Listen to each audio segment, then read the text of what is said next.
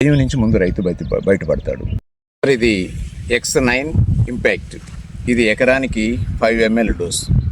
ఇది biostimulant nano technology. ఇది physiology booster.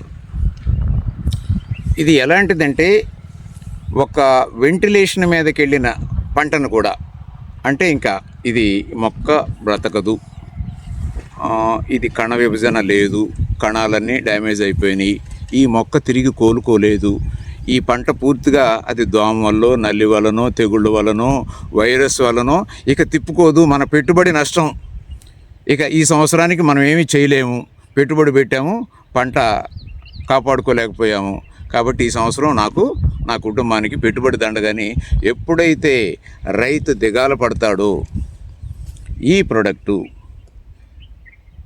రైతుని చేయబట్టుకొని గెలిపిస్తుంది.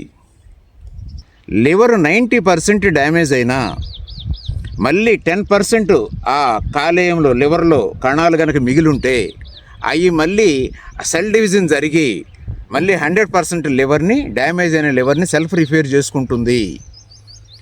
ఆ రకంగా మొక్కలో సెల్ డివిజన్ 90% డ్యామేజ్ అయ్యి మొక్క ఫంక్షనింగ్ దెబ్బతిని అది టోటల్గా వెంటిలేటర్ మీద సాగు బతుకుల్లో పైరున్న, అది వాతావరణ మార్పుల వల్ల కావచ్చు, తెగుళ్ళు వల్ల కావచ్చు, వైరస్ వల్ల కావచ్చు, విల్ట్ కావచ్చు, ఏ సమస్య అయితే తీవ్రమైందని రైతు భావిస్తూ పంట తీయాలనుకుంటున్నాడో ఆ భయం నుంచి రైతును బయటేస్తుంది.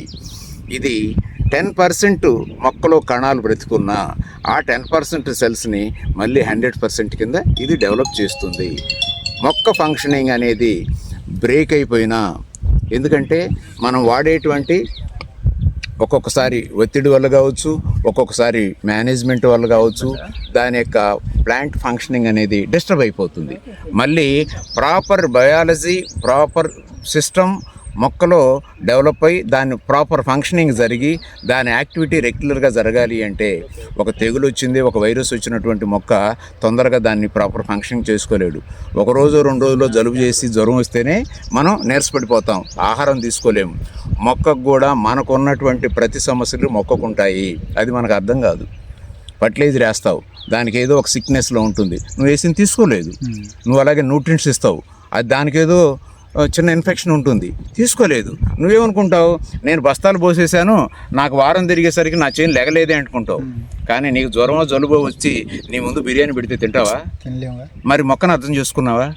అంటే ఇది మొత్తం ఏం చేస్తుందంటే, నువ్వు భూమిలో వేసింది కానీ బయట నుంచి ఇచ్చేదాన్ని కూడా ప్రతిదీ కూడా దాని ఫంక్షనింగ్ బయాలజీ సిస్టమ్ కరెక్ట్గా మెయింటైన్ అవుతూ, ఎలాంటి వాతావరణ మార్పులు, ఎలాంటివి నువ్వు విపరీతంగా వాడేటువంటి మందుల యొక్క ఒత్తిడి నుంచి మొక్కను సేఫ్ చేసి దాని ఫంక్షనింగ్ నువ్వు ఎంత ఇంబ్యాలెన్స్ చేసినా ఇది బ్యాలెన్స్ చేసేస్తుంది.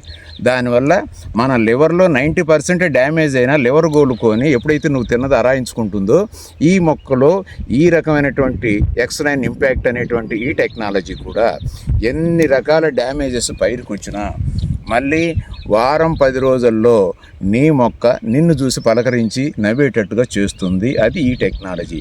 కాబట్టి ఈ టెక్నాలజీ రైతుకు తోడుంటే రైతు గెలుపు సాధ్యమే. ఏ రకంగా పెట్టుబడులు నష్టపోయామని కానీ, సమస్యలు వచ్చాయని కానీ, దిగుబడులు తీయలేకపోయామని కానీ ఈ భయం నుంచి ముందు రైతు బయటపడతాడు. Okay, thank you.